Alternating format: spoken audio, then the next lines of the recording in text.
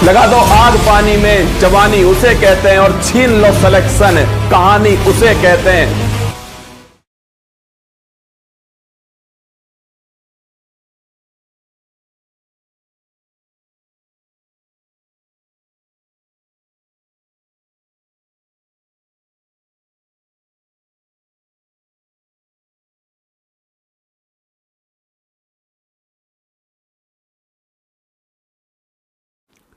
Hello नमस्कार, good evening मेरे शेर शेरनी उत्कर्ष परिवार में आप सभी का दिल खोलकर स्वागत है। अर्जुन सीरीज के तीसरे ब्रह्मास्त्र में आपका स्वागत है, तीसरे अस्त्र में आपका स्वागत है। आप एसएससी का कोई भी एग्जाम, रेलवे का एग्जाम, वनडे एग्जाम दीजिएगा, ये अर्जुन सीरीज आपके प्रैक्टिस के लिए महत्वपूर्ण होगी, ताबूत में अंतिम कील की तरह होने वाली है।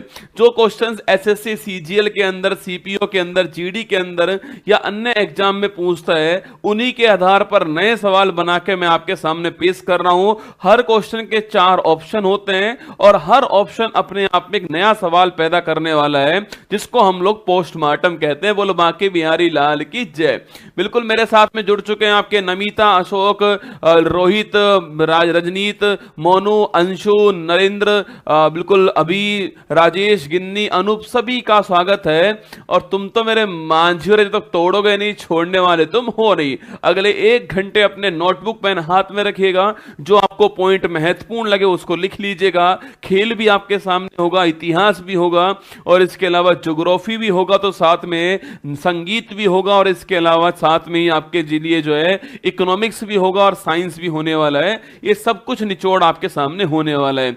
चलिए बिना देरी के शुरुआत करते हैं। जीके जीएस तीसरा अस्त्र आपके सामने। मंजिल मिले ना मिले ये तो मुकद्दर की बात है, पर हम प्रयास भी ना करें, हम कोशिश भी ना करें, ये तो गलत बात है। कोशिश करेंगे दोस्तों, या तो सफलता हाथ लगेगी या असफलता हाथ लगेगी, लेकिन ध्यान रखना असफलता जो है ना, वो केवल सफलता के जो छत है उस पर पहुंचने की सीढ़ियां जो होती हैं वो असफलता से होती हैं। बस आपको हर दम, हर क्षण, हर मिनट अपनी मंजिल की ओर कदम आगे बढ़ाना है। आप निश्चित एक ना एक दिन मंजिल पर पहुंचने वाले हो, ठीक है। चलिए शुरुआत करते हैं। क्वेश्चन नंबर फर्स्ट देखिए आपके सामने। जब दोस्तों न्यायालय को पता चलता है कि किसी व्यक्ति की गैर कानूनी गिरफ्तारी हुई है, तब कौन सी रिट जारी करनी चाहिए? सवाल दोस्तों आपसे पूछ रहा है। अगर दोस्तों किसी को दोस्तों अरेस्ट किया गया है और सो इलीगल अरेस्ट किया गया है, तो उस समय कोर्ट कौन सी रिट जारी करेगा? बंदी प्रत्यक्षीकरण, हैबियस कॉर्पस, अधिकार प्रक्षा, क्यों वारंटो, परमादेश, मैंडमस और निषेध या प्रतिषेध, प्रोहिबिशन। ये 4 रिट आपके सामने लिखी है, ठीक है। पहली बात दोस्तों, आपके रिट जारी करने का अधिकार किसके पास होता है? आपके वो होता है किसके पास में? वो आपके सुप्रीम कोर्ट और हाई कोर्ट जो है दोनों के पास में होता है, ठीक है। अगर पूछूं आपसे सुप्रीम कोर्ट के पास वो कौन सा आर्टिकल है, तो आर्टिकल नंबर 32 जो है वो सुप्रीम कोर्ट के पास है, रिट जारी करने का अधिकार। अगर सो किसी व्यक्ति के मौलिक अधिकार का उल्लंघन होता है, तो सुप्रीम कोर्ट आर्टिकल 32 के द्वारा रेमेडीज ऑफ कॉन्स्टिट्यूशन राइट के तौर पे आपके उसके जो मौलिक अधिकार हैं उनको वापस दिलाने की गारंटी प्रदान करता है। और इसके लिए दोस्तों सुप्रीम कोर्ट 5 तरह की रिट जारी करता है, ये आपको ध्यान रखना है, ठीक है। आर्टिकल 32 दोस्तों क्या बोलता है? आर्टिकल 32 बोलता है, अगर आपके केवल मौलिक अधिकार का उल्लंघन होता है तो आप सुप्रीम कोर्ट जाइए। सुप्रीम कोर्ट उसके एवज में आपके 5 रिट जारी करेगा। और जो 5 रिट कौन कौन सी होने वाली है? एक होगी हैबियस कॉर्पस दोस्तों, एक होगी अधिकार प्रक्षा, एक परमादेश, एक प्रतिषेध दोस्तों, और एक नंबर 5 कौन सी होगी? उत्प्रेषण होगी। ये 5 रिट होने वाली है, इनको आपको ध्यान रखना है, ठीक है। वहीं दोस्तों अगर आपके हाई कोर्ट की बात करूं आपसे, इसके पास आर्टिकल कौन सा है? इसके पास आर्टिकल है तो 26 आर्टिकल दोस्तों, और इसमें लिखा हुआ है कि अगर आपके मौलिक अधिकार और लीगल राइट, महत्वपूर्ण सवाल है, सुप्रीम कोर्ट अगर आपके मौलिक अधिकार का उल्लंघन हुआ है तो सुप्रीम कोर्ट जो है रिट जारी करता है, ठीक है। अगर दोस्तों आपके मौलिक अधिकार के साथ में अगर आपका अगर लीगल राइट्स का उल्लंघन हुआ हो तो सुप्रीम कोर्ट रिट जारी नहीं करेगा, केवल हाई कोर्ट दोस्तों इस कंडीशन में आपके रिट जारी करता है। तो मौलिक अधिकार प्लस कानूनी अधिकार, लीगल राइट्स जो है, इन दोनों के लिए रिट जारी करने की पावर किसके पास में? वो हाई कोर्ट के पास में, ठीक है। अब दोस्तों 5 रिट आपके सामने होती है। पहली रिट का नाम आपके हैबियस कॉर्पस, तो बंदी प्रत्यक्षीकरण से अर्थ है अगर दोस्तों किसी को गिरफ्तार किया है और इलीगल गिरफ्तार किया है तो उस बंदी को कोर्ट के सामने प्रत्यक्ष रूप से उपस्थित कीजिए, ये इसका नाम है। ठीक है, तो इसका अर्थ क्या है, बंदी को जो हिरासत में लिया गया है, बंदी को न्यायालय के सामने न्यायालय के सामने 24 घंटों के अंदर, क्या 24 घंटे में सशरीर जो है प्रत्यक्ष रूप से उपस्थित करवाना पड़ेगा। ये दोस्तों इस आपके रिट में होता है।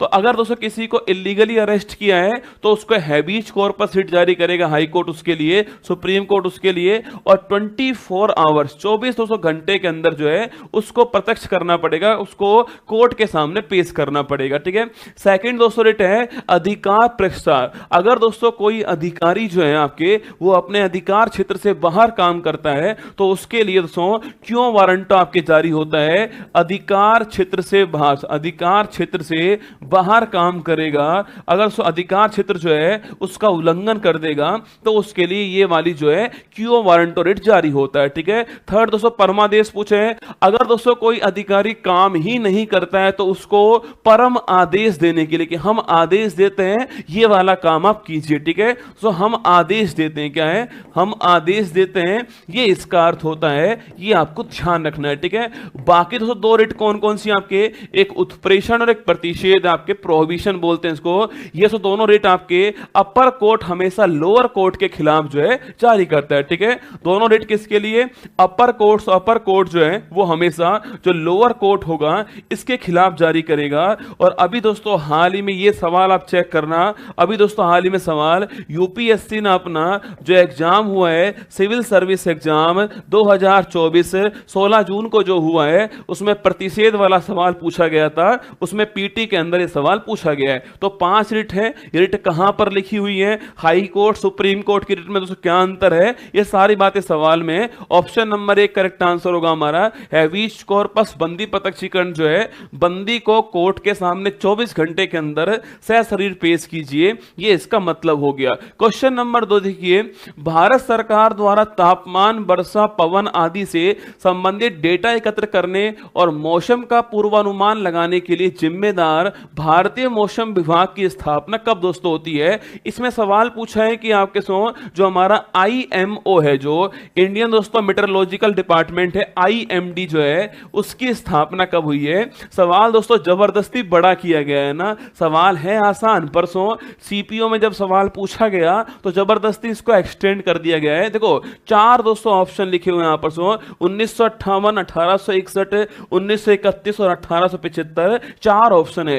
ये चारों दोस्तों ऑप्शन किसी ना किसी महत्वपूर्ण संस्था की स्थापना है। सवाल दोस्तों सीपीओ का, ये ऑप्शन कुमार गौरव के। ठीक है, 4 ऑप्शन आपके सामने। फर्स्ट ऑप्शन कौन सा है, फर्स्ट दोस्तों ऑप्शन जो है वो है 1958। कौन सा 1958। और याद कीजिए 1 जनवरी 1958 पूछूं आपसे, अरे तो किसकी स्थापना होती है, डीआरडीओ जो है इसकी स्थापना होती है, आप जानते हो। और इसके पहले हेड कौन थे आपके, दौलत कोठारी जो है, ये इसके पहले हेड थे। याद कीजिए दिल्ली दोस्तों, यहां पर दिल्ली के अंदर लिखना, इसका मुख्यालय हो गया है। और वर्तमान हेड कौन है, समीर कामत इसके वर्तमान हेड है, ये भी आप जानते हो। ठीक है, और वलस्यम मूलम विज्ञानम दोस्तों, आरएस की पीटी परीक्षा चेक कर लीजिएगा, उसमें वलस्यम मूलम विज्ञानम किसका ध्येयवाक्य है, डीआरडीओ का है। यह सवाल पूछा गया है कि आपके शक्ति ही विज्ञान का, आपके वलस्यम मूलम विज्ञानम, विज्ञान ही शक्ति का स्रोत होता है, ये वहां पर है। ठीक है, तो 1 जनवरी 1958 डीआरडीओ की स्थापना।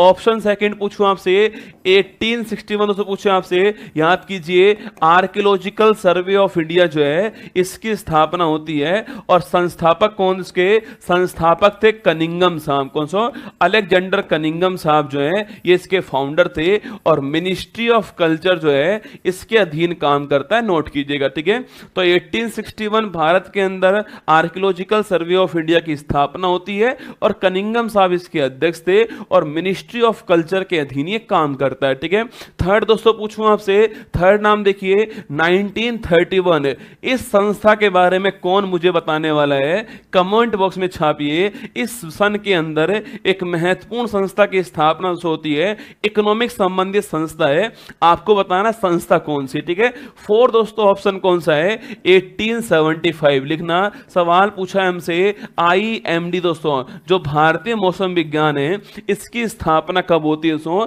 इसकी स्थापना जो है 15 जनवरी 1875 को इसकी स्थापना होती है, आपको ध्यान रखना है, ठीक है। इसका मुख्यालय कहां दोस्तों? इसका मुख्यालय जो है दिल्ली के अंदर इसका मुख्यालय छापिएगा। और कभी सवाल पूछे ना आपसे कि आईएमडी वर्तमान में दोस्तों कौन से मंत्रालय के अधीन है, तो मिनिस्ट्री ऑफ अर्थ साइंस लिख लीजिए। मिनिस्ट्री ऑफ अर्थ साइंस जो है, मिनिस्ट्री ऑफ अर्थ साइंस इसके अधीन काम करता है, यह भी आपको ध्यान रखना है, ठीक है। तो मिनिस्ट्री ऑफ अर्थ साइंस जो है, पृथ्वी विज्ञान मंत्रालय जो है, इसके अधीन आईएमडी काम करता है, नोट कीजिए। तो हमारा आंसर ऑप्शन नंबर डी दोस्तों हो गया है। 1931 पूछूं आपसे, अरे रसगुल्ला लिख लो दोस्तों। 1931 को पीसी महालनोबिस साहब ने एक संस्था की स्थापना करी जिसका नाम था आईएसआई, लिखिए। 1931 पूछूं आपसे, पीसी महालनोबिस, कौन सो? पीसी महालनोबिस साहब जो हैं, इन्होंने एक संस्था की स्थापना की है और संस्था का नाम क्या है? संस्था का नाम है आईएसआई, ठीक है। आईएसआई मतलब सको इंडियन स्टैटिस्टिक्स इंस्टीट्यूट बोलते हैं इसको। भारतीय सांख्यिकी लिखना, भारतीय सांख्यिकी संस्थान जो है, ये इसकी फुल फॉर्म है। और अगर आपसे ये पूछ ले भाई साहब सो, इसकी स्थापना करने वाले पीसी महालनोबिस साहब हैं और इसका मुख्यालय कहां सो? इसका मुख्यालय पश्चिम बंगाल की राजधानी कोलकाता के अंदर है, नोट कीजिए। तो चार संस्थाएं, सवाल एक है ना। 1958 DRDO, 1861 archaeological survey of India, 1931 ISI Indian institute, आपके इंडियन स्टैटिस्टिक्स इंस्टीट्यूट है ना, और 1875 आपके इंडियन मेट्रोलॉजिकल डिपार्टमेंट आईएमडी की स्थापना। तो इसका आंसर ऑप्शन नंबर डी हो गया है, 1875 इसका नंबर हो गया, ठीक है। क्वेश्चन नंबर 3 देखिए, भारतीय संविधान में मूल कर्तव्यों को किसकी समिति की सिफारिश पर शामिल किया है? On whose recommendation were the fundamental rights duties includes in the आपके इंडियन कॉन्स्टिट्यूशन, सवाल पूछा है। चार समिति हैं, चारों की चारों ही महत्वपूर्ण समिति हैं। सो फर्स्ट समिति का नाम है विवेक देवरॉय कमेटी। अगर पूछूं आपसे सो, इस समिति की सिफारिश पर भारत में क्या इंक्लूड होता है? जीएसटी जो है भारत के अंदर इंक्लूड होता है। और 101वां संविधान संशोधन हुआ था, यह भी आपको याद होगा, जो कि दोस्तों आपके 1 जुलाई 2017 जो है इससे लागू हुआ, आपको नोट करना है, ठीक है। One country one tax one system जो है, ये दोस्तों इसका अर्थ है, ठीक है। अगर पूछूं आपसे, यह दोस्तों कर कैसा है आपके?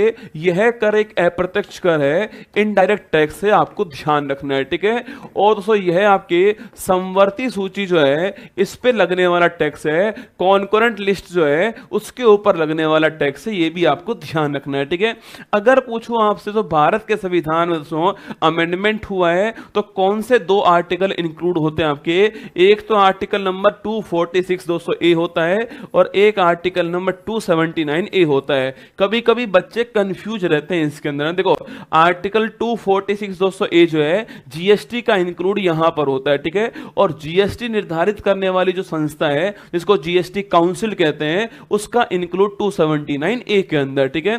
तो जीएसटी काउंसिल का उल्लेख कहां पर है? इसका उल्लेख 279 ए के अंदर है। और जीएसटी का उल्लेख कहां पर है? जीएसटी का उल्लेख आर्टिकल नंबर 246 ए के अंदर है। ये दोनों बातें आपको ध्यान रखनी है, ठीक है। बाकी दोस्तों दर कौन सी है? 0%, 5%, 12%, 18%, 28% दर होती हैं, ये भी आपको ध्यान रखना है, ठीक है। अब देखिए सेकंड कमेटी कौन सी? आपके सेकंड कमेटी है शिव रमन कमेटी। दोस्तों इनका नाम सुना होगा आपने, अरे याद कीजिए दोस्तों। संस्था कौन सी है? संस्था का नाम लिखिए नाबार्ड। कौन सा है? नाबार्ड संस्था है, national bank for agriculture and rural development इसकी फुल फॉर्म है, आपको ध्यान रखना है, ठीक है। तो 12 जुलाई 1982 को इसकी स्थापना होती है, यह भी आपको छापना है, ठीक है। तो 12 जुलाई दोस्तों 1982 को नाबार्ड संस्था की एक गांव के विकास के लिए, डेवलपमेंट के लिए और वहां कृषि के विकास के लिए सर्वोच्च संस्था कौन सी है? वो नाबार्ड होती है ना। 12 जुलाई 1982 को इसकी स्थापना होती है, ये आपको नोट करना है, ठीक है। और कमेटी कौन सी? कमेटी आपके शिव रमन कमेटी है। थर्ड दोस्तों ऑप्शन आपके बलवंत राय मेहता कमेटी। पूछूं आपसे, देखो इसका दोस्तों निर्माण कब हुआ था? इसका गठन कब होता है? 57 में गठन दोस्तों होता है। और सो इसकी रिकमेंडेशन थी कि भारत के अंदर त्रिस्तरीय पंचायत राज व्यवस्था जो है वो लागू की जाए, ठीक है। सो इसी की दोस्तों रिकमेंडेशन भारत में आपके त्रिस्तरीय, गांव के स्तर पर, ब्लॉक के स्तर पर और जिला के स्तर पे, ठीक है। ग्राम पंचायत, पंचायत समिति और जिला परिषद जो है ये तीन आपके दोस्तों तीन स्तर पर आपके होना चाहिए लोकल गवर्नेंस, ठीक है। तो त्रिस्तरीय पंचायत जो है इसकी शुरुआत करने वाले कौन थे? बलवंत राय मेहता कमेटी थी आपके, और इसी की सिफारिश पर 2 अक्टूबर 1959 को राजस्थान के नागौर जिले से क्या होता है, इसकी शुरुआत होती है। ये आपको नोट करना है। पर कभी सवाल दोस्तों पूछ लें आपसे कि त्रिस्तरीय पंचायती राज के लिए चुनाव जो है, चुनाव पहली बार कहां हुए? बताओ मुझे। अगर सवाल पूछूं आपसे, इलेक्शन जो है पहली बार किस स्टेट में हुए, आपको छापना है। राजस्थान के नागौर से शुरुआत होती है, पंडित जवाहरलाल नेहरू शुरुआत करते हैं। इलेक्शन पहली बार कहां हुए आपको बताना है, ठीक है। फोर्थ दोस्तों ऑप्शन कौन सा है? फोर्थ है सरदार स्वर्ण सिंह कमेटी। अगर आपसे पूछो दोस्तों, आपसे क्या दोस्तों मौलिक अधिकार, सवाल पूछे क्या दोस्तों मौलिक अधिकार हमारे मूल संविधान में थे? नहीं थे दोस्तों, ना। इनको हमने सरदार स्वर्ण सिंह कमेटी जो है इसकी रिकमेंडेशन के आधार पे जो है वो तो जोड़ा है हमने, और इसके लिए हमने 42वां संविधान संशोधन 76 के अंदर किया था, और हमने भाग 4A और आर्टिकल 251A जो है वो हमने जोड़ा, ठीक है। जब दोस्तों हमने अमेंडमेंट किया पहली बार, तो उस समय दोस्तों हमने जो है उस समय हमने 10 मौलिक कर्तव्य जोड़े थे, और हमने दोस्तों कहां से लिए थे? आपके यूएसएसआर, जिसको वर्तमान में रूस कहते हो आप लोग, यहां से हमने इसको कैच किया, ठीक है। अगर सवाल पूछूं दोस्तों आपसे कि वर्तमान में कितने हैं, तो वर्तमान में भारत के अंदर 11 क्या है? मौलिक कर्तव्य हैं। और 11वां कहां से आता है? 11वां जो है 86वां संविधान संशोधन 2002 जोड़ा गया आपके। और संबंधित पूछूं आपसे, संबंधित एजुकेशन जो है इससे संबंधित है, आपको ध्यान रखना है, ठीक है। तो ये सारी बातें मौलिक कर्तव्य के बारे में आपको पता होनी चाहिए। कमेटी कौन सी है, अमेंडमेंट कौन सा है, वर्तमान में कितने आ चुके हैं, नवीनतम कहां से आया है, ये सारी बातें आपको छापनी है, ठीक है। तो आंध्र प्रदेश, ठीक बात लिखिएगा, राजस्थान में चुनाव नहीं हुए पहली बार, आंध्र प्रदेश जो स्टेट था ना, चुनाव पहली बार यहां पर हुए। और मेरा दोस्तों रिमोट टपक गया भाई साहब सवाल के ऊपर, मतलब सवाल एग्जाम में आने वाला सवाल है, थोड़ा ध्यान से देखिए सवाल को ना, चारों ऑप्शन आपको ढंग से देखना है, ठीक है। तो आंसर हमारा option number D correct answer हो गया है, सरदार स्वर्ण सिंह समिति आपका ठीक आंसर है। क्वेश्चन नंबर नेक्स्ट देखिए, 1784 में हाइड्रोजन और ऑक्सीजन के साथ दोस्तों अपने प्रयोग की मदद से जल की संरचना की खोज करने वाला कौन था? इन 1784 आपके who discover the composition of water with the help of इस experiment with hydrogen and oxygen पूछ रहा है। रॉडजन, हेनरी कैवेंडिश, सोरेंसन और रॉबर्ट ब्राउन, चारों ही ऑप्शन एग्जाम के हिसाब से महत्वपूर्ण दोस्तों ऑप्शन है। पहला ऑप्शन रॉडजन, कौन सा? पहला दोस्तों ऑप्शन रॉडजन है। रॉडजन का नाम आपने सुना होगा दोस्तों आपके कि विश्व के अंदर जो एक्सरे जो है ना, इसकी खोज करने वाला कौन? रॉडजन था। और दोस्तों इसी खोज के लिए 1901 का पहला फिजिक्स का नोबेल पुरस्कार जो है रॉडजन को मिला है, ठीक है सर। 1901 का पहला, 1901 का फर्स्ट आपके फिजिक्स जो है इसका नोबेल पुरस्कार किसको मिला है? इसका नोबेल पुरस्कार जो है रॉडजन को मिला है। ये भी शायद आपको याद होगा कि फिजिक्स का पहला नोबेल प्राइज रॉडजन को एक्सरे की खोज के लिए 1901 में मिला, ठीक है। सेकंड दोस्तों ऑप्शन कौन सा है? सेकंड ऑप्शन कैवेंडिश है। शायद आपने इसका नाम सुना होगा दोस्तों आपके कि जो हाइड्रोजन है उसकी खोज करने वाले कैवेंडिश थे आपके साथ, और H+O को मिला के H2O बनाने वाले भी कौन थे? वो भी आपके कैवेंडिश साहब थे। 1784 के अंदर ये इन्होंने खोज की थी, आपको ध्यान रखना है, ठीक है। थर्ड दोस्तों ऑप्शन कौन सा है? सोरेंसन ऑप्शन है, ठीक है। अगर पूछे आपसे, अरे सोरेंसन साहब का नाम आपने सुना होगा साइंस में दोस्तों आपके, पीएच स्केल जो होता है इसकी खोज करने वाले कौन थे? सोरेंसन साहब खोज करने वाले।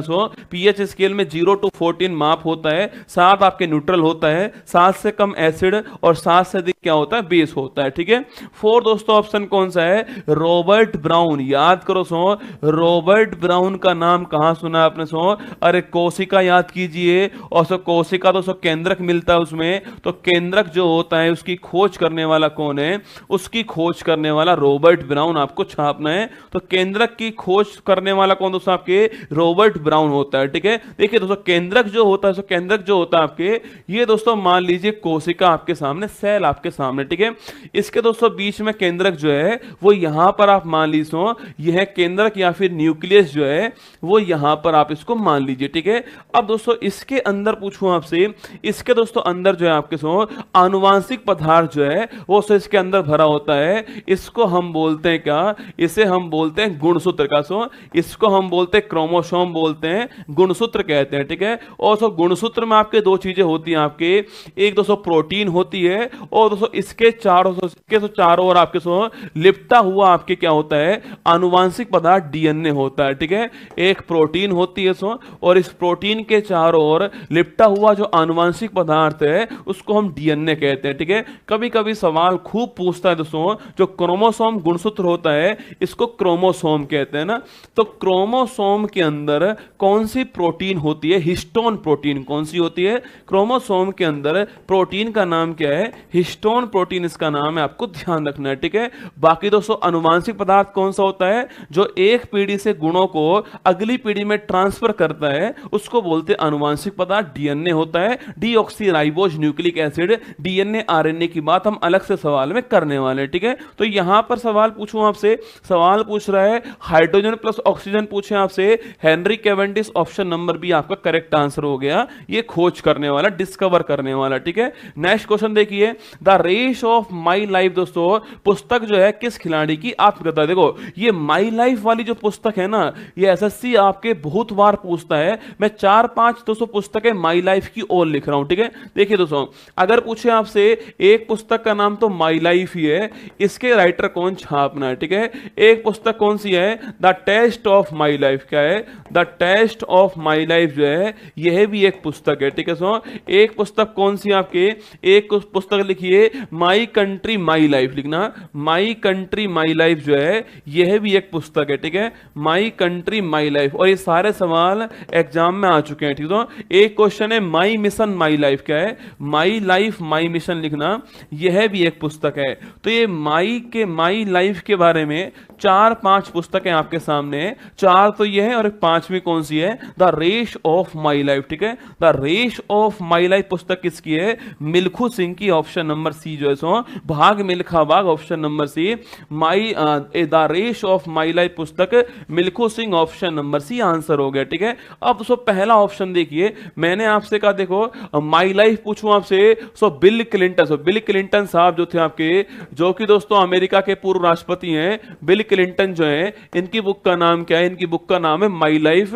और ये सवाल भी दोस्तों सीपीओ के अंदर आ चुका है। ठीक है, the test of my life पूछूं आपसे, the test of my life किसकी है, युवराज सिंह, किसकी है, युवराज सिंह की पुस्तक का नाम क्या है, the test of my life. ठीक है, माई कंट्री माई लाइफ पूछूं आपसे, लाल कृष्ण अडवाणी, कौन सो, एल.के. अडवाणी साहब जो हैं, जो कि भारत के आपके उप प्रधानमंत्री रह चुके हैं, अभी हाल ही में हाईएस्ट अवार्ड मिला इनको, माई कंट्री माई लाइफ। और माई लाइफ माई मिशन पूछूं आपसे, बाबा रामदेव, कौन सो, बाबा रामदेव जो है, इनकी पुस्तक का नाम क्या है, माई लाइफ माई मिशन, आपको ध्यान रखना है। ठीक है, अब 4 ऑप्शन यहां पर भी लिखे हुए हैं, देखिए मैरी कॉम पूछूं आपसे, इनकी पुस्तक का नाम क्या है, तो मैरी कॉम की बुक का नाम क्या है, अनब्रेकेबल, कौन सो, अनब्रेकेबल, लिखना अनब्रेकेबल जो है वो इनकी पुस्तक का नाम है, नोट कीजिए अनब्रेकेबल। ठीक है, अनब्रेकेबल पुस्तक किसकी है, वो मैरी कॉम की है, जिसको कोई नहीं तोड़ पाया वो मैरी कॉम है। ठीक है, आर अश्विन पूछूं आपसे, अभी हाल ही में इनकी जो बुक है आपके वो पब्लिश दोस्तों होती है, आई हैव द स्ट्रीट, कौन सी है, आई हैव द स्ट्रीट जो है वो इनकी पुस्तक का नाम है, आपको ध्यान रखना है। ठीक है, और इसके अलावा पूछूं आपसे, इसके अलावा देखिए मिल्खा सिंह का आंसर तो हो गया, पीटी उषा पूछे आपसे, गोल्डन गर्ल, कौन सी, गोल्डन गर्ल पुस्तक किसकी आपके, वो पुस्तक लेना पीटी उषा की है, ये भी आपको ध्यान रखना है। ठीक है, तो golden girl PT Usha, Milkha Singh की the race of my life, R Ashwin की I have the street, unbreakable Mary Kom की, my life Bill Gates Bill Clinton की, the test of my life Yuvraj Singh, my country my life L K. Advani, और my life my mission Baba Ramdev. ये 4-5 question आपको note करने हैं। ठीक है, वहीं दोस्तों मिल्खा सिंह के बारे में आप एक पॉइंट नोट कीजिएगा, कभी सवाल पूछ ले आपसे कि राष्ट्रमंडल खेल पूछूं आपसे, कॉमनवेल्थ खेल जो होते हैं ना, कॉमनवेल्थ गेम्स में लिखना, कॉमनवेल्थ गेम्स में भारत के लिए लिखना, आपके भारत के लिए स्वर्ण जीतने वाला पहला भारतीय कौन, आपके स्वर्ण जीतने वाले सो पहले भारतीय कौन, आपके पहले भारतीय धावक कौन लिखना, तो वो है कौन, आपके मिल्खा सिंह। कौन सो, मिल्खा सिंह है। और इन्होंने 1958 का जो आपके कॉमनवेल्थ गेम्स हुआ था वहां इन्होंने आपके गोल्ड जीता है। आपको बताना है कि कॉमनवेल्थ गेम्स कौन से स्थान पे हुआ है, ठीक है। 1958 के अंदर हुआ है, मिल्खा सिंह गोल्ड जीत कर लाते हैं, पहले भारतीय धावक बनते हैं गोल्ड जीतने वाले, कहां पर, कॉमनवेल्थ गेम्स के अंदर। और 400 मीटर दौड़ जो है इसमें गोल्ड जीता है। बस आपको यह बताना है कि कॉमनवेल्थ गेम जो है इसका होस्ट कौन था, आपको यह बताना है, ठीक है। तो हमारा नेक्स्ट क्वेश्चन देखिएगा, भारतीय संविधान का निम्नलिखित में से कौन सा अनुच्छेद प्रधानमंत्री और राष्ट्रपति जो है इनके 220 संबंध जो है उससे संबंधित है, ठीक है। Which of the following articles of the Indian constitution deals with the relationship between the prime minister and the president, article number 44, article number 79, article number 75, article number 85। चारों ही आर्टिकल एग्जाम के लिए महत्वपूर्ण दोस्तों आर्टिकल। देखो article number 44 पूछूं आपसे, ये तो आप जानते होंगे, यूनिफॉर्म सिविल कोड जो है इसकी बात कहां पर होती है, आर्टिकल नंबर 44 में होती है ना। इसको बोलते हैं समान नागरिक संहिता कहते हैं, यूनिफॉर्म सिविल कोड कहते हैं इसको, ठीक है। और दोस्तों इसका अर्थ क्या है आपके सो, इसका दोस्तों अर्थ ये है कि आपके सो कोई भी धर्म हो आपके, वहां दोस्तों शादी का, विवाह का, तलाक का, सो गोद लेने का, ये सारे नियम एक तरह से हो सके, उसके लिए आर्टिकल नंबर 44 में यूनिफॉर्म सिविल कोड की बात हुई है। पहला राज्य पूछूं आपसे, पहला स्टेट जिसने यूनिफॉर्म सिविल कोड आप अपने वहां पर लगाया हुआ है वो है गोवा स्टेट। पर बिल पारित करने वाला पहला स्टेट कौन सा हो चुका है, उत्तराखंड स्टेट, ठीक है। तो बिल पारित करने वाला पहला स्टेट कौन सा है, उत्तराखंड, आपको ध्यान रखना है, ठीक है। ऑप्शन नंबर तो भी आपके आर्टिकल नंबर 79 पूछूं आपसे, अरे तो संसद जो है लेना, संसद जो है इसका उल्लेख कहां पर है, आर्टिकल नंबर 79 के अंदर है। और इसमें लोकसभा शामिल है, इसमें राज्यसभा शामिल दोस्तों आपके, और इसमें राष्ट्रपति भी शामिल है, ठीक है।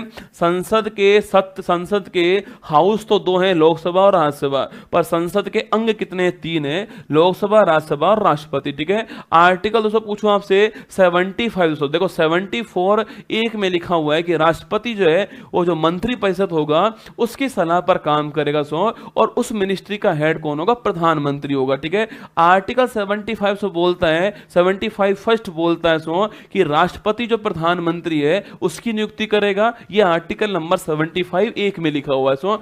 आर्टिकल 75 एक में सो प्रधानमंत्री जो है इसका अपॉइंटमेंट कौन करेगा, इसका अपॉइंटमेंट जो है वो राष्ट्रपति करेगा, ये बात लिखी है। एक बड़ा महत्वपूर्ण सवाल, प्रधानमंत्री का दोस्तों इलेक्शन नहीं होता है, प्रधानमंत्री का आपके अपॉइंटमेंट होता है, नोट करना।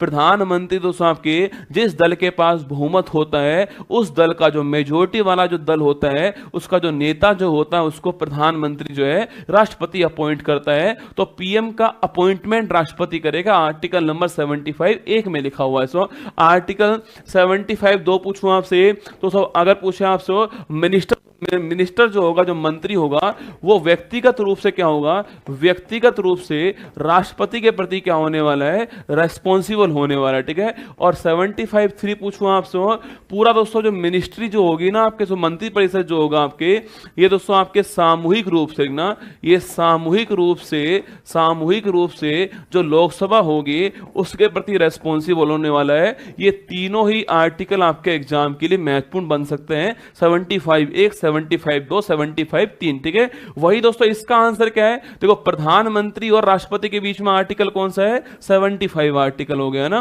क्वेश्चन ऑप्शन नंबर डी है, अनुच्छेद 85 पूछूं आपसे, देखो तो कोई सत्र शुरू होता है उसको बोलते हैं सत्र आहूत होना, ठीक है। सत्र आहूत समनिंग होना बोलते हैं इंग्लिश में ना, सत्र आहूत होना, सत्र समाप्त हो, सत्रावसान होना, ये सारे काम कौन करेगा, सारे काम जो है सेंटर के अंदर राष्ट्रपति और स्टेट में गवर्नर करता है। सेंटर दोस्तों राष्ट्रपति आर्टिकल कौन सा है, आर्टिकल नंबर 85 ना। राष्ट्रपति जो है वो सत्र शुरू करेगा, सत्र आहूत करेगा, सत्र अवसान करने वाला है। ये सारे काम कौन का, ये सारे काम जो है राष्ट्रपति करने वाला है आर्टिकल नंबर 85 से। तो हमारा आंसर ऑप्शन नंबर सी जो है अनुच्छेद 75 हमारा ठीक आंसर है, ध्यान रखिएगा। ठीक है, आगे देखिए दोस्तों, निम्नलिखित में से कौन सा सांस्कृतिक उत्सव तमिलनाडु के पर्यटन विभाग द्वारा दोस्तों आयोजित होता है। Which of the following cultural festival is organized by the tourism department of Tamil Nadu. Tansen festival, Ganesh महोत्सव, नाट्यांजलि महोत्सव दोस्तों, और ऑप्शन नंबर डी लिखना आपके निशा गांधी महोत्सव।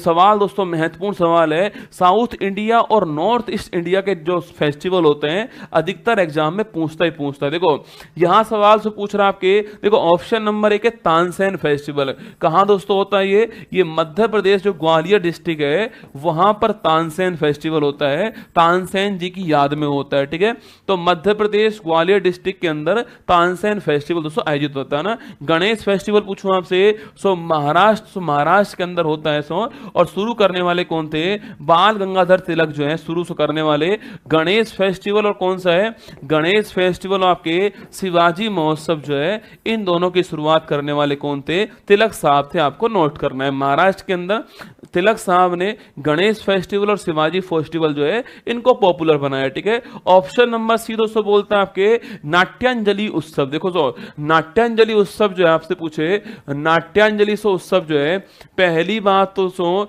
यह उत्सव कौन से स्टेट का है, यह उत्सव आपके तमिलनाडु स्टेट का, आपको नोट करना है। ठीक है, तो नाट्यांजलि उत्सव कहां का है, सो तमिलनाडु स्टेट का है, नोट कीजिए। ठीक है, वहां दोस्तों एक मंदिर जिसका नाम क्या है, चिदम्बरम मंदिर उसका नाम है, वहां पर सेलिब्रेट होता है। वहां से मंदिर कौन सा आपके सो चिदम्बरम मंदिर आपके यहां सेलिब्रेट होता है, आपको ध्यान रखना है। ठीक है, तमिलनाडु ट्रस्ट जो है आपकी जो पर्यटन विभाग है वो सेलिब्रेट करते हैं इसको, और चिदम्बरम मंदिर में सेलिब्रेट होता है, और तमिलनाडु का आपके फेस्टिवल्स हो, और महादेव के सम्मान आपके महादेव को समर्पित आपके फेस्टिवल है, ये भी आपको ध्यान रखना है। ठीक है, तो देखो कहां पर हुआ, कौन से मंदिर में हुआ, किस भगवान के लिए, ये मैंने कह दिया आपसे। ऑप्शन नंबर सी नाट्यांजलि उत्सव आपका ठीक आंसर है। ऑप्शन दोस्तों डी बोलता है आपके निशा गांधी महोत्सव। ये भी दोस्तों इस सवाल देखो, कभी कभी तो सवाल जो है ना, सवाल सीधा तो आपसे नहीं पूछेगा, सवाल के ऑप्शंस आपसे पूछने वाला है। आपसे पूछेगा दोस्तों निशा गांधी महोत्सव आपके किस स्टेट का है, सो तो केरल जो स्टेट है आपके, वहां जो तिरुवनंतपुरम है वहां का फेस्टिवल कौन सा आपके, निशा गांधी फेस्टिवल ना। सो केरल जो स्टेट आपके, केरल स्टेट का जो आपके तिरुवनंतपुरम जो है वहां का फेस्टिवल कौन सा है, तो वहां का फेस्टिवल छापना आप जो है निशा गांधी फेस्टिवल है, ये भी आपको ध्यान रखना है। तो हमारा answer option number C answer हो गया है, नाट्यांजलि उत्सव आपका करेक्ट आंसर, ध्यान रखिए ना। नेक्स्ट क्वेश्चन देखिए, भारतीय संविधान का दोस्तों आर्टिकल नंबर 200 जो है किस विषय से संबंधित है ना। Article 200 of the Indian constitution is related to which subject. Option number 1 राष्ट्रपति द्वारा अध्यादेश जारी करना, ऑप्शन नंबर बी विधेयकों पर राष्ट्रपति की सहमति हो, पहला ऑप्शन बोलता है आपके ऑर्डिनेंस बाय प्रेसिडेंट। ठीक है, ऑप्शन नंबर बी बोलता है आपके assent of the president, option number C ordinance by आपके गवर्नर, राज्यपाल द्वारा अध्यादेश, ऑप्शन नंबर डी बोलता है असेंट ऑफ द गवर्नर, विधेयक पर राज्यपाल की अनुमति। ये चार दोस्तों ऑप्शन देखो, फर्स्ट ऑप्शन बोलता है ordinance by governor, ordinance by president. पूछूं आपसे आर्टिकल दोस्तों 123 कौन सा है, आर्टिकल 123 जो है ये ऑर्डिनेंस बाय प्रेसिडेंट है, राष्ट्रपति द्वारा अध्यादेश है, ये आपको ध्यान रखना है। ठीक है, अगर कभी सवाल दोस्तों पूछ लूं आपसे, सो अध्यादेश कानून होता है, ठीक बात दोस्तों, अध्यादेश कानून होता है। ठीक है, पर दोस्तों इसमें अंतर इस बात का, सो पार्लियामेंट कोई कानून बनाती तो वो आपके कानून जो है फिक्स कानून होता है, परमानेंट कानून होता है, स्थायी कानून होता है। ठीक है, दोस्तों राष्ट्र जो आपके अध्यादेश जो कानून बनाता है वो फिक्स नहीं होता है, परमानेंट नहीं होता है, अस्थायी कानून होता है। उसको स्थायी करने के लिए, परमानेंट करने के लिए जो है उसको पार्लियामेंट से पास करना पड़ता है। तो अध्यादेश कैसा है? अध्यादेश जो है वो एक अस्थायी कानून, आपके टेम्परेरी लॉ होता है, पर कानून तो होता है ना। कभी सवाल पूछे ना आपसे कि अध्यादेश कानून है या नहीं है, तो अध्यादेश कानून तो है पर अस्थायी कानून है। इसको अगर स्थायी करना है तो जो पार्लियामेंट जो है वहां से कानून हमें पास करना पड़ता है। ओके, और अध्यादेश का अधिकतम पूछे आपसे, अध्यादेश का दोस्तों आपके अधिकतम समयावधि क्या होती है? इसकी दोस्तों अधिकतम समयावधि पूछूं आपसे, अगर ये पास नहीं हो दोस्तों तो अधिकतम कितने समय तक रह सकता है आपके? तो अधिकतम छापना 7.5 माह जो है इसकी समयावधि होती है आपको छापना, ठीक है। अधिकतम 7.5 माह जो है इसका टाइम पीरियड होता है, इसके बाद में ये अपने आप समाप्त हो जाएगा, इससे अधिक नहीं रह पाएगा, ठीक है।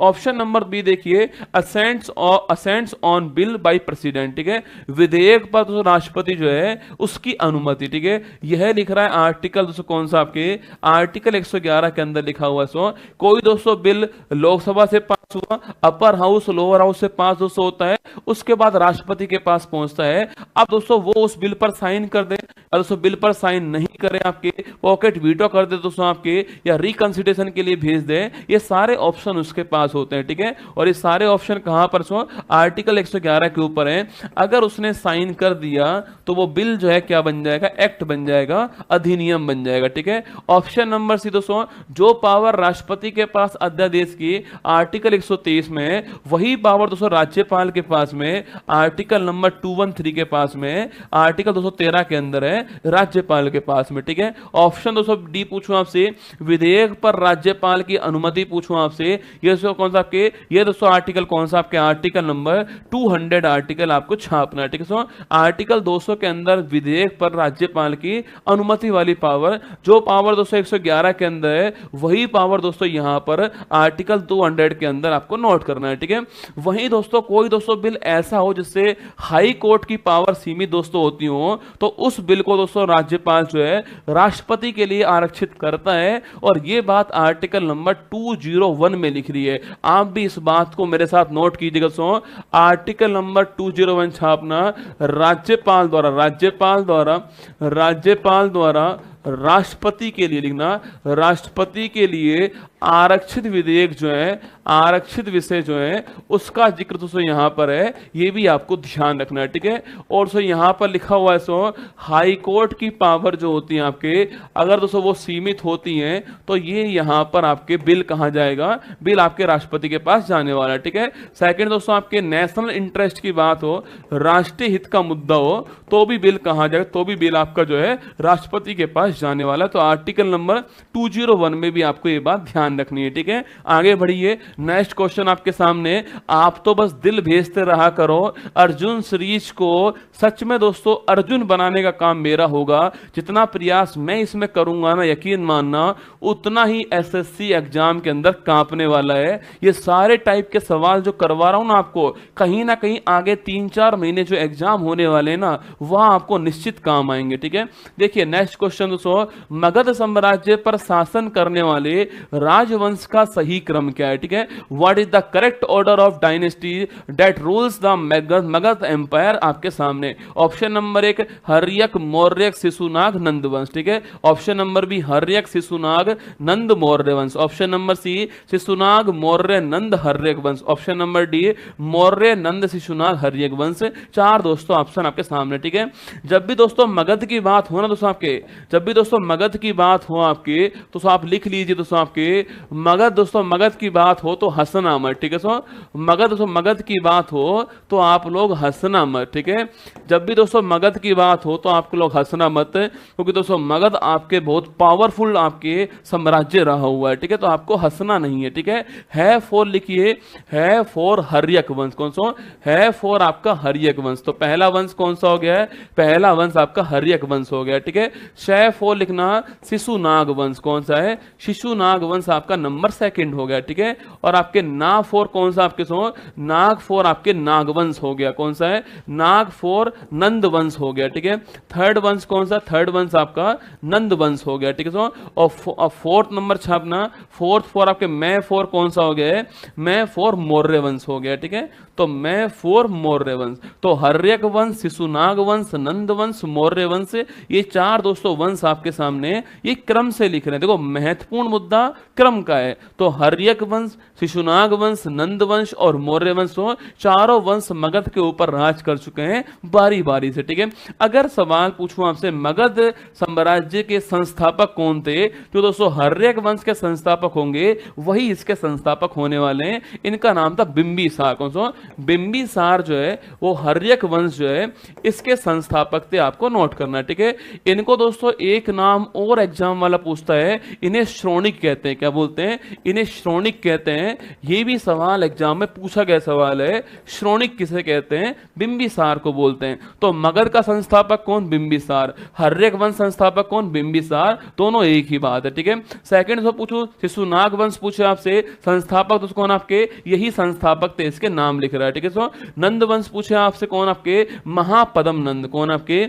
महापदम नंद जो आपके, महापदम नंद जो है ये संस्थापक आपको ध्यान रखना है। ठीक है, और मौर्य वंश तो आप जानते हो, चंद्रगुप्त मौर्य जो है संस्थापक, इसके ध्यान रखना है। ठीक है, पहला सवाल पूछूं आपसे मगध। दोस्तों मगध पूछे आपसे, देखो तो मगध दोस्तों आपके इसकी राजधानी की बात करते हैं कि मगध साम्राज्य की पहली राजधानी कौन सी आपके? तो मगध साम्राज्य की सबसे प्राचीन राजधानी कौन सी है? सबसे प्राचीन राजधानी जो है वो कौन सा आपके? वो कौन सी थी आपके? वो थी राजगीर। सो राजगीर कोई हम लोग गिरिब्रज कहते हैं ना, राजगीर। सो आपके राजगीर छापना आपकी, या फिर इसको गिरिब्रज भी कहते हैं। ये सबसे प्राचीनतम राजधानी आपको नोट करनी है। ठीक है, और फिर उसके बाद एक फेमस राजधानी कौन सी है? पाटलिपुत्र, जिसको क्या बोलते हैं? इसी को हम लोग पटना कहते हैं, आप जानते हो। ठीक है, तो पाटलिपुत्र भी ठीक आंसर है, ये भी राजधानी रही है आपके, पर पहली राजधानी पूछूं आपसे राजगीर, गिरिब्रज रही है, आपको नोट करना है। ठीक है, बाकी दोस्तों हमारे यहां पर आपके कुल कितने? आपके कुल 16 महाजनपद थे। कभी इसका भी सवाल कराऊंगा आपको, 16 महाजनपद, उनकी राजधानी और कौन की लोकेशन कहां पर है, आपको पढ़ाएंगे। ठीक है, यूपी में कौन कौन से हैं, राज्य इंडिया में कौन कौन से हैं, साउथ इंडिया में कौन कौन से हैं, ये सारी बात करेंगे। ठीक है, आंसर लिखिए दोस्तों, आंसर कौन सा है? हर्यक, शिशुनाग, नंद, मौर्य वंश। Option number B correct answer हो गया, ध्यान रखिए, है ना। आगे बढ़िए, नेक्स्ट क्वेश्चन आपके लिए, निम्नलिखित में से किसने फ्री इंडिया लीजन की स्थापना की? देखो अब सवाल दोस्तों, नया सवाल आ गया ना आपके सामने, और ये सवाल एसएससी ने अपने एग्जाम में, एसएससी सीजीएल 2023 के अंदर ये सवाल पूछा उसने कि फ्री दोस्तों इंडिया लीजन जो है इसके संस्थापक कौन? देखो अगर दोस्तों पूछे आपसे, इसके दोस्तों स्थान पर एक और नाम आ सकता है आपके, और वो कौन सा? वो है आपके टाइगर लीजन। ठीक है, देखो इसको फ्री इंडिया लीजन बोल दो आपके सो, इसी को क्या बोलते हैं? इसी को टाइगर लीजन बोलते हैं। सो टाइगर लीजन बोलते हैं। इसी को दोस्तों बाद में आजाद हिंद फौज भी कहा गया। ठीक है, इसी को बाद में आजाद हिंद फौज भी कहा जाएगा। ठीक है, तो फ्री इंडिया लीजन दोस्तों, टाइगर लीजन एक ही बात है।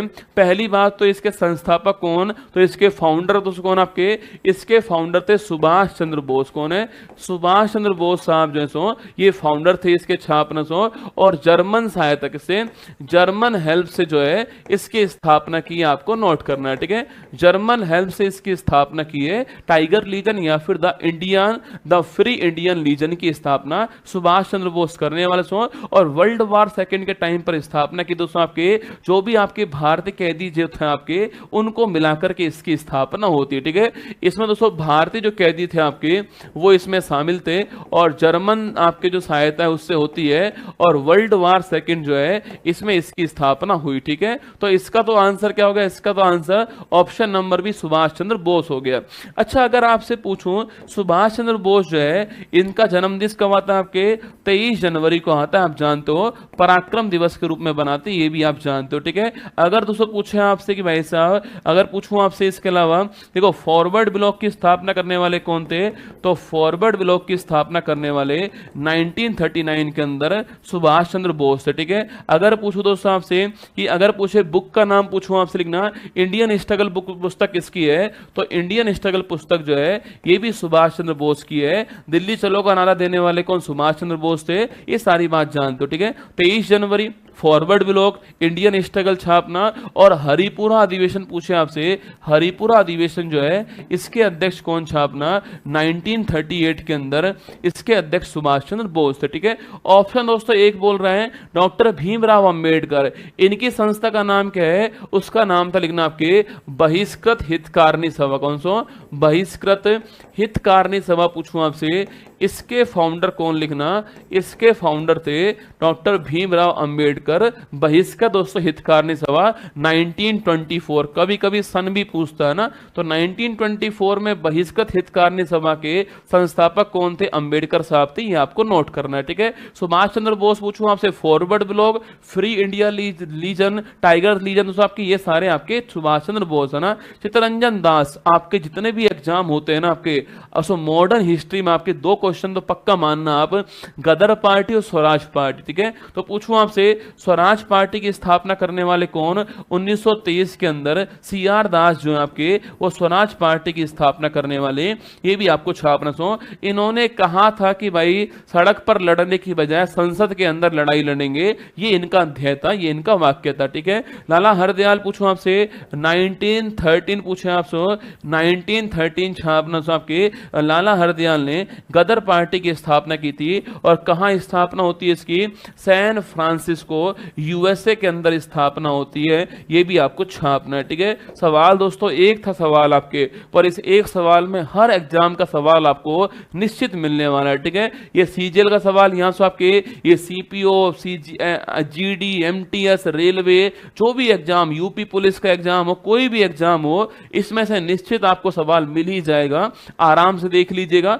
ऑप्शन नंबर भी सुभाष चंद्र बोस जो है ये इसका ठीक आंसर है। चलिए आगे बढ़ते हैं, नेक्स्ट क्वेश्चन आपके सामने, 2841 मीटर ऊंची पाउना पर्वत श्रेणी जो है उसको किस राज्य के अंदर, देखो जब मैंने पहला आपके अर्जुन एपिसोड फर्स्ट पढ़ाया था तो कुछ लोगों ने कहा कि सर थोड़ा और लेवल बढ़ाओ। ठीक है, आज थर्ड दोस्तों एपिसोड है और शायद आप महसूस कर रहे होंगे कि आपका लेवल जो है थोड़ा अप होता जा रहा है। ये पाउना पर्वत श्रेणी सो एग्जाम के अलावा आपको शायद किसी किताब में मिलती हो ना, ये पाउना पर्वत श्रेणी एग्जाम में आने के बाद में लोग इसको सर्च कर रहे हैं कहां पर स्थित है, तो क्यों ना दोस्तों हम इसके संबंधित जो आसपास और हैं उनको भी पढ़ ले सवाल के अंदर। तो लिखिए पाउना पर्वत श्रेणी पूछूं आपसे, स्टेट कौन सा दोस्तों, स्टेट कौन सा है, स्टेट आपका नागालैंड को सा, सो नागालैंड जो स्टेट है आपके, सो वहां पर आपके माउंट पाउना, सो माउंट पाउना जो है वहां पर दोस्तों आपके छापना, इससे आपके नागालैंड की हाईएस्ट पीक कौन सी है, सो नागालैंड की जो हाईएस्ट पीक है वो है माउंट सारामती। कौन सी है, माउंट सारामती छापना, ये नागालैंड की हाईएस्ट पीक है, आपको नोट करना है। ठीक है, तो माउंट पाउना, माउंट सारामती कहां पर सो, नागालैंड के अंदर, आपको ध्यान रखना है। ठीक है, अच्छा नागालैंड की बात करूं आपसे, 1 दिसंबर 1963 आपके इसकी स्थापना की स्टेट के रूप में होती है भारत में, ये आपको छापना सो, और इसीलिए 1 दिसंबर की तारीख को यहां पर जो है हॉर्नबिल फेस्टिवल हम बनाते हैं, ये भी आपको याद होगा दोस्तों। आपके लंबी चोंच वाला एक आपके पक्षी होता है हॉर्नबिल, उसके नाम पर नाम है, इसको फेस्टिवल ऑफ फेस्टिवल भी कहते हैं, त्योहारों का त्योहार भी कहते हैं, उसके 10 दिन चलने वाला है फेस्टिवल है। ठीक है, अगर सवाल से पूछूं आपसे कि 2011 जनसंख्या के अंदर भारत का एकमात्र राज्य जहां पर ग्रोथ रेट आपके बढ़ने की बजाय कम होती है, नेगेटिव ग्रोथ रेट लिखना, नेगेटिव ग्रोथ रेट वाला, नेगेटिव ग्रोथ रेट वाला भारत का एकमात्र स्टेट कौन सा है, 2011 सेंसस के अंदर आपके वो एकमात्र स्टेट नागालैंड है, ये भी बात आपको ध्यान रखनी है। ठीक है, यहां दोस्तों पूछूं आपसे, देखो यहां की राजधानी कोहिमा है, आप जानते हो, पर यहां का सबसे बड़ा शहर कौन सा है, सबसे बड़ा शहर छापना सो आपके वो है दीमापुर। कौन सा है, सबसे बड़ा शहर दीमापुर है, ये भी आपको ध्यान रखना है। ठीक है, राजधानी कोहिमा है पर सबसे बड़ा शहर कौन सा है, दीमापुर, आपको ध्यान रखना है। ठीक है, हमारा दोस्तों आंसर क्या है, हमारा आंसर ऑप्शन नंबर बी जो है नागालैंड आपका ठीक आंसर है। वहीं दोस्तों ऑप्शन नंबर 1 आपके अरुणाचल प्रदेश बोल रहा है, अरे याद कीजिए नामचा बर्मा, दोस्तों पूछूं आपसे, नामचा बर्मा पर्वत जो है वो कहां पर, वो कहां पर आपके, ये पर्वत दोस्तों आपके अरुणाचल प्रदेश के अंदर है, और सो ये वही पर्वत है जहां से ब्रह्मपुत्र नदी टकराकर दोस्तों कहां पर आपके भारत के अंदर आती है, ये वही पर्वत है नामचा बर्मा पर्वत। ठीक है, ठीक है सो। अगर पूछूं आपसे बृहद हिमालय जो है आपके सो, उस बृहद हिमालय का जो पूर्वी छोर है वो कौन सा है, वो नामचा वर्मा पर्वत आपको नोट करना है, ठीक है।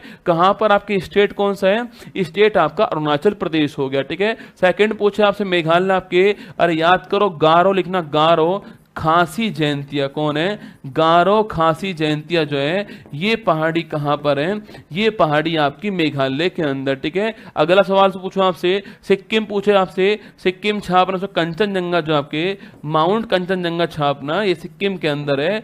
और सो कंचनजंगा पूछा आपसे, इसकी लंबाई कितनी है आपके सो, अरे कंचनजंगा की लंबाई छाप के बताओ मुझे, इसकी हाइट कितनी है ये आपको बताना है, ठीक है। हमारा answer Nagaland, option number B जो है करेक्ट दोस्तों, आंसर जो है नागालैंड हो गया, ध्यान रखिए ना।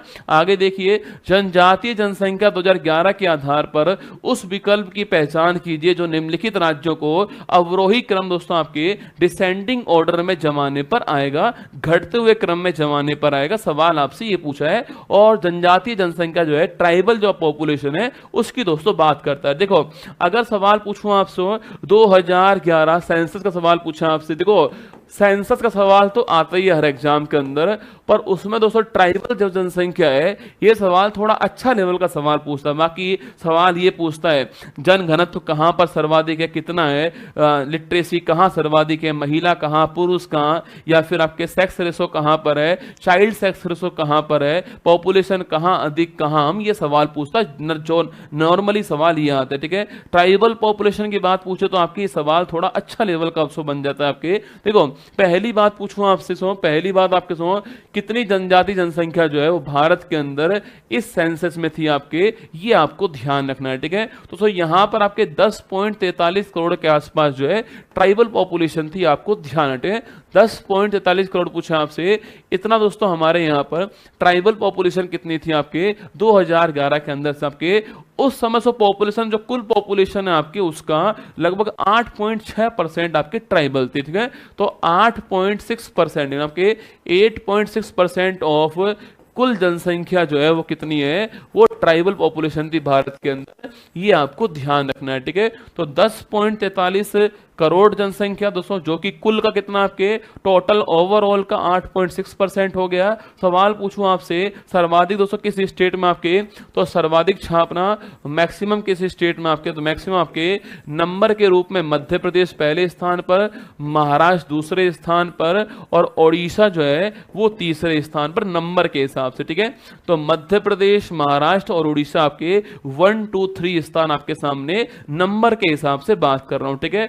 वही दोस्तों परसेंट पूछूं आपसे, परसेंट कहां पर सो, परसेंट में स्टेट कौन सा है, परसेंट में स्टेट छापना मिजोरम स्टेट सो, परसेंट में स्टेट कौन सा है, तो मिजोरम स्टेट छापना सो, मतलब यहां की जो कुल पॉपुलेशन आपके उसका दोस्तों लगभग 94% क्या है आपके ट्राइबल पॉपुलेशन है मिजोरम के अंदर। तो परसेंट में स्टेट में मिजोरम आपके टॉप पर, ठीक है। अगर सवाल सो पूछूं आपसे कि भाई कहां पर सो, कहां पर एसटी पॉपुलेशन है ही नहीं शून्य, तो सो पंजाब, हरियाणा, दिल्ली और आपके पुडुचेरी जो है यहां पर एसटी पॉपुलेशन नहीं है। सुनिए के सवाल पूछे आपसे एसटी पॉपुलेशन कहां से कहां पर आपके शून्य लिखना आपके, तो शून्य कहां पर लिखना आपके, ये सब पंजाब हरियाणा के अंदर लिखना, इसके अलावा दिल्ली के अंदर आपके, और पुडुचेरी जो है यहां पर लिखना आपके, यहां पर जो है एसटी पॉपुलेशन शून्य है, पंजाब हरियाणा दिल्ली पुडुचेरी आपको नोट करना है, ठीक है। अच्छा दोस्तों सवाल पूछूं आपसे, मिजोरम स्टेट में सर्वाधिक हो गया परसेंट के हिसाब से, अच्छा बताओ परसेंट के हिसाब से मिनिमम कहां से, परसेंट के हिसाब से मिनिमम कहां पर है ये आपको बताना है। सवाल पूछा हमसे कि अवरोही क्रम पूछा, डिसेंडिंग ऑर्डर पूछा है, घटता हुआ क्रम पूछा है, ठीक है। तो मध्य प्रदेश पहले स्थान पर आएगा, मध्य प्रदेश पहले स्थान पर आएगा, महाराष्ट्र दूसरे पर आएगा, ओडिशा तीसरे पर आएगा। तो 1 2 3 ऑप्शन नंबर सी जो है करेक्ट आंसर हो गया, मध्य प्रदेश महाराष्ट्र। देखो कितना महत्वपूर्ण सवाल दोस्तों आपके सामने, पॉपुलेशन अधिकतम कहां पर है, कहां पर शून्य है, कहां परसेंट में मैक्सिमम दोस्तों आपके, और न्यून उत्तर प्रदेश में आपके 0.6% ना, उत्तर प्रदेश लिखना आपके यहाँ 0.6% है परसेंट के हिसाब से, ठीक है। चलिए आगे बढ़ते हैं। स्टार्च का रासायनिक परीक्षण करने के लिए निम्नलिखित में से दोस्तों किस विलयन का उपयोग करते हैं? सवाल का लेवल देखिए और एक लाइक तो बनता है क्लास को यार। मतलब ये जो मैंने सवाल दोस्तों बनाए ना आपके लिए, देखो सवाल दोस्तों बनाना टफ नहीं है, पर उस एक सवाल में 4 ऑप्शन बना देना ये अपने आप में क्या है दोस्तों, टैलेंट मानिए, मेहनत मानिए आप। मतलब सवाल टफ, सवाल तो बड़ा आसान दोस्तों, सवाल का एक आंसर होगा, सवाल तो कहीं भी मिल जाएगा, पर चारों ऑप्शन आपके काम आ जाए वो मेरा उद्देश्य है, ठीक है। देखो सवाल पूछा है which of the following solution is used to chemically test starch, ठीक है। Sulphur, bromine, fluorine, iodine. तो आपके 4 सॉल्यूशन लिखे हुए हैं, ठीक है। देखो कोई दोस्तों कोई खाद्य पदार्थ है आपके, कोई दोस्तों ईडेबल आपके फूड है, उसमें स्टार्च है या नहीं दोस्तों, इसको चेक करने के लिए आयोडीन सॉल्यूशन का यूज करते हैं। अगर दोस्तों इसको डालने के बाद उसका फूड का रंग जो है वो नीला काला हो जाता है, मतलब उसके अंदर स्टार्च है, ठीक है। तो पहली बात पूछूं आपसे, सॉल्यूशन कौन सा आपके, वो सॉल्यूशन आपका आयोडीन सॉल्यूशन आपके सो।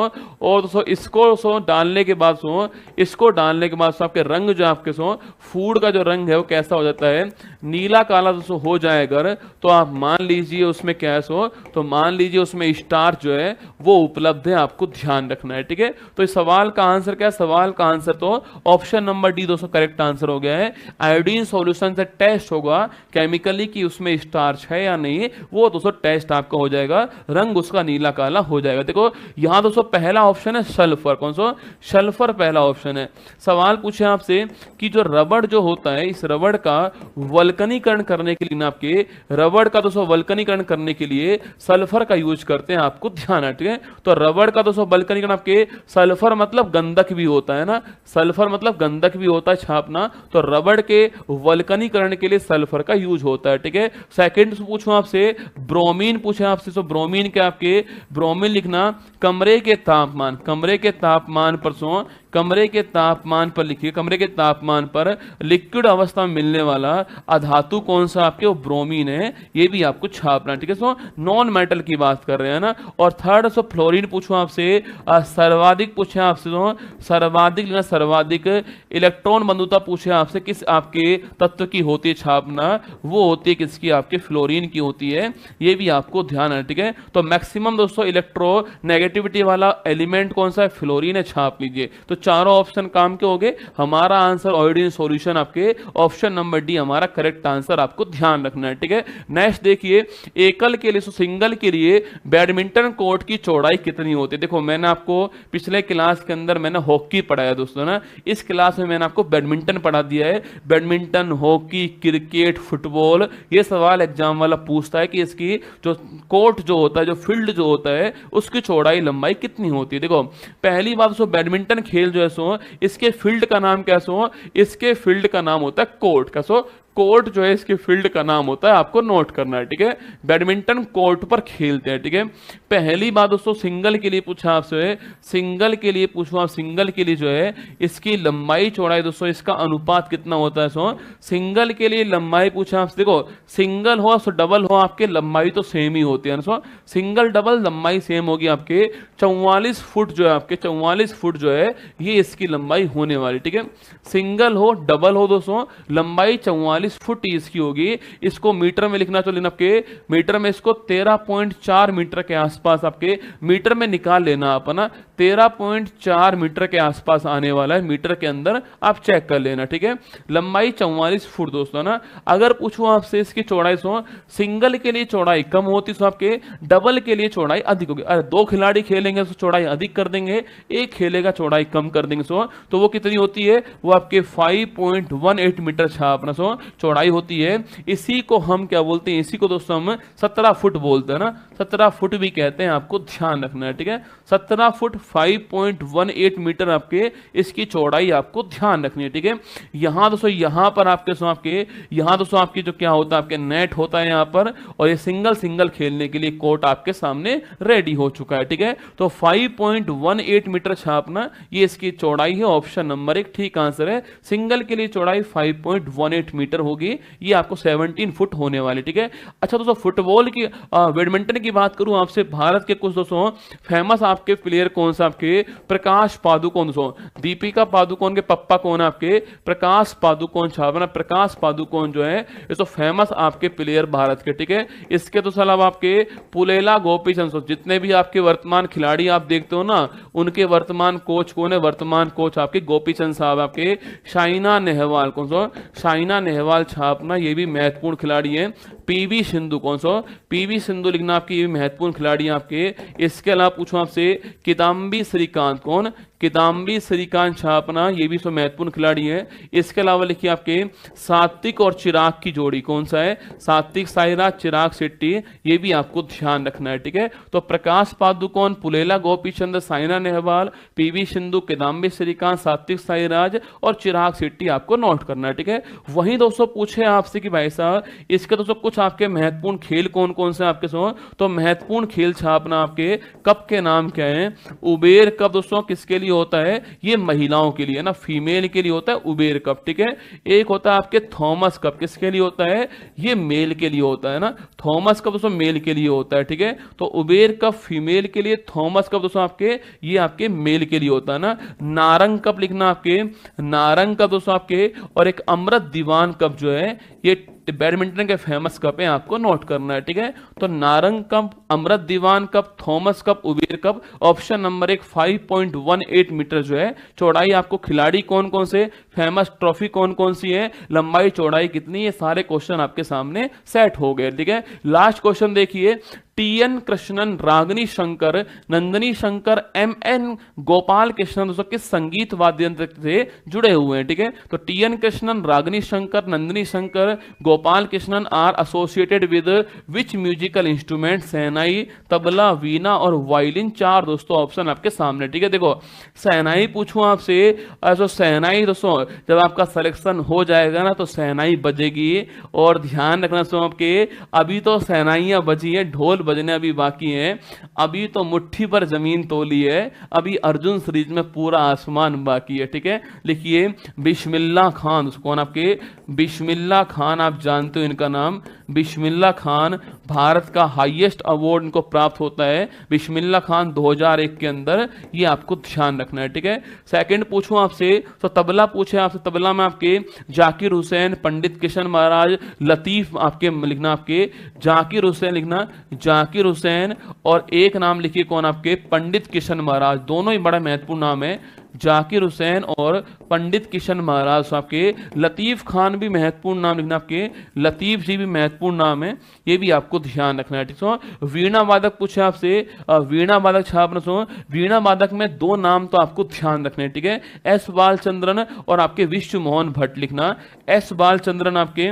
एस बालचंद्रन और विश्व मोहन भट्ट जो है, विश्व मोहन भट्ट, ये 2 नाम आपको ध्यान रखने हैं वीणा वादक के अंदर, ठीक है। तो एस बालचंद्रन और विश्व मोहन भट्ट वीणा वादक आपको नोट करना है, और वायलिन के एग्जाम्पल तो हो गए कृष्णन, रागिनी शंकर, नंदिनी शंकर, गोपाल कृष्णन, वायलिन के हो गए। Option number D correct answer हो गया है। ये आपके 4 महत्वपूर्ण इंस्ट्रूमेंट और उनके वादक आपके सामने, ठीक है। बाकी दोस्तों ये बुक आपको कहां पर मिलने वाली है, ये पीडीएफ आपको उत्कर्ष ऐप पर फ्री मिलने वाली है, ये आपके सीजीएल सीपीओ वाली पीडीएफ है। संडे को इस पर टेस्ट होने वाला है, ठीक है, सुन लीजिए, संडे को जो है टेस्ट होगा, यहां पर अलग टेस्ट होने वाला है और यहां पर दोस्तों अलग टेस्ट होने वाला है, ठीक है। दोनों का लेवल अलग अलग होने वाला है, यहां पर टेस्ट का लेवल थोड़ा हाई होगा, इसकी तुलना में यहां पर टेस्ट का लेवल जो है थोड़ा अलग प्रकार का होने वाला है। ये 2 लेवल का टेस्ट होने वाला संडे को, और संडे को दोस्तों सुबह 8 बजे से आपके मॉर्निंग 8 AM से और इवनिंग 8 PM तक आपका टेस्ट होने वाला है, ये सूचना आपके लिए, ठीक है। तो मॉर्निंग 8 AM से इवनिंग 8 PM टेस्ट होने वाला संडे को। मंडे को फिर मैं अर्जुन सीरीज में आपसे मिलने वाला हूं। और एक सूचना दोस्तों और आपके लिए है कि अगर आपको लगता है कि आपको जनवरी, फरवरी, मार्च, अप्रैल, मई, जून इन सब की करंट अफेयर्स चाहिए, इसके अलावा एशियन गेम्स हैं और आपके सो बजट है, हमारे राम सर साइट हमारी आपके नेशनल पार्क दोस्तों, इसके अलावा 18वीं लोकसभा मोदी कैबिनेट 3.0, आईपीएल, खेल रत्न पुरस्कार सम्मान सूचकांक, राष्ट्रीय अंतर्राष्ट्रीय खेल, ये सब दोस्तों अलग अलग चाहिए आपको। तो ये बुक जो है, जो मेरी 1 जुलाई को आने वाली है, इसको आज, क्योंकि आज हमारा जो बुक साल है उसको 1 साल पूरा हो चुका है, इसको आज मैं जो है इसको लॉन्च कर रहा हूं आपके सामने। सुबह दोस्तों लॉन्च किया था, पर लॉन्च करते ही आउट ऑफ स्टॉक हो चुकी थी, इसलिए मैंने दोबारा इसको स्टॉक में लेकर आया हूं और इसको लॉन्च कर रहा हूं दोस्तों। ये प्री बुकिंग ऑफर है ना, ये आपके प्री दोस्तों बुकिंग ऑफर है। जब 1 तारीख को ये बुक मार्केट में आ जाएगी ना, 1 जुलाई को, तो उसके बाद में इसकी जो कीमत होने वाली है 100 रुपये कीमत इसकी होने वाली है, और 20-25 रुपये जो चार्ज इसका आएगा वो चार्ज आपके घर पहुंचाने का होने वाला। ठीक है, तो ऑनलाइन ये बुक 120 से 25 के बीच मिलेगी आपको 1 जुलाई की तारीख से। उससे पहले दोस्तों ये बुक जो है आपके सामने मात्र 99 रुपए की उपलब्ध होने वाली है, आपके घर पहुंचने वाली है इस इतने रुपए के अंदर। इसकी शिपिंग चार्ज फ्री रहने वाला है। ऊपर दोस्तों आपको लिंक मिल रहा होगा, इस लिंक पर क्लिक करो और अपनी जो बुक जितनी आपको एक बुक मंगानी हो मंगा लीजिएगा। हिंदी मीडियम में बुक अभी उपलब्ध है। ये इसका प्री बुकिंग ऑफर है। 1 जुलाई के बाद आप मार्केट से लीजिएगा 100 रुपए की, और अगर आप ऑनलाइन मंगाओगे तो आपको 120 रुपए की पड़ने वाली है, 120-25 की पड़ेगी शिपिंग चार्ज के साथ में। अभी मैं ये बुक आपको जो है 99 की देने वाला हूं। मतलब 1 जुलाई को जो बुक आएगी, जिसको आप मार्केट में लेने जाओगे, हो सकता है 1 बार 2 बार आपको ना भी मिले मार्केट में, उससे 1 रुपया कम कीमत पर मैं आपके घर बुक पहुंचा रहा हूं, और सेफली बुक आपके पास में 1 जुलाई के आसपास पहुंच जाएगी। ठीक है, तो ये ऑफर आपके लिए, और जनवरी से जून तक का हर करंट का बिंदु आपको इस बुक में मिलने वाला है, और 5 करंट अफेयर्स टेस्ट जो हैं वो भी इस बुक में आपको मिलने वाले हैं। ठीक है, बाकी ये क्लास आपको कैसी लगी बताना। कम टाइम में मैंने पूरा प्रयास किया खींचने का सवालों को, हर पॉइंट को समझा दिया आपको, हर पॉइंट बोल के सुनाया है। इनको लिखने का प्रयास कीजिए आप लोग। आप इसको यूट्यूब की क्लास मत मानिए, ठीक है, आप इसको पेड क्लास मानिए। आपके लिए PYQ मैं पेड करा रहा हूं, मान लीजिए, माना कि आपने कोई फीस अदा नहीं किया है, पर आप अपना महत्वपूर्ण टाइम मुझे दे रहे हो, तो मैं आपके टाइम का सदुपयोग कर रहा हूं। बस आप भी अपने टाइम का सदुपयोग कीजिए। जहां भी पॉइंट आपको लिखने वाला लगे उसको नोट कर लीजिए कॉपी के अंदर, जिससे रिवाइज करने में आपको थोड़ी सहूलियत होगी। 15-20 एपिसोड बाद आप मुझसे ये ना कहना कि सर रिवाइज भी करवा दो ना। इससे बढ़िया आप जहां भी लगे आपको नोट करना हो नोट कर लीजिए। और सो जीतना वही है, जीतना उसी का तय है जो अपनी गलतियों को सीखने वाला है। आज उसको कोई सवाल नहीं आता हो, मैंने पढ़ा दिया हो, तो आज के बाद उसका सवाल वो कॉपी में नोट होना चाहिए। जब भी जरूरत पड़ेगी तो वो उसको रिवाइज करता रहेगा। ठीक है, बाकी ध्यान रखना अपना। All the best. क्लास अच्छी लगी हो तो लाइक कर देना। सुबह 6 बजे करंट अफेयर्स मैदान से एपिसोड में मिलूंगा आपसे। आप किसी भी तैयारी को कर रहे हो, आप उस क्लास को ले लीजिए। आपको उसके अलावा GK GS करंट अफेयर्स में कुछ भी पढ़ना नहीं पड़ेगा, ये मेरा वादा रहा। अर्जुन सीरीज तो आपके रिवीजन के लिए बनाई गई सीरीज है। तो संडे को टेस्ट होगा सुबह 8 बजे, सभी को टेस्ट देना है, क्योंकि टेस्ट के अंदर जो टॉप 25 आएंगे दोनों टेस्ट के अंदर, उनको ये बुक मैं फ्री उनके घर पहुंचाने वाला हूं। ये भी सूचना आपके लिए। ठीक है, जय हिंद, थैंक यू।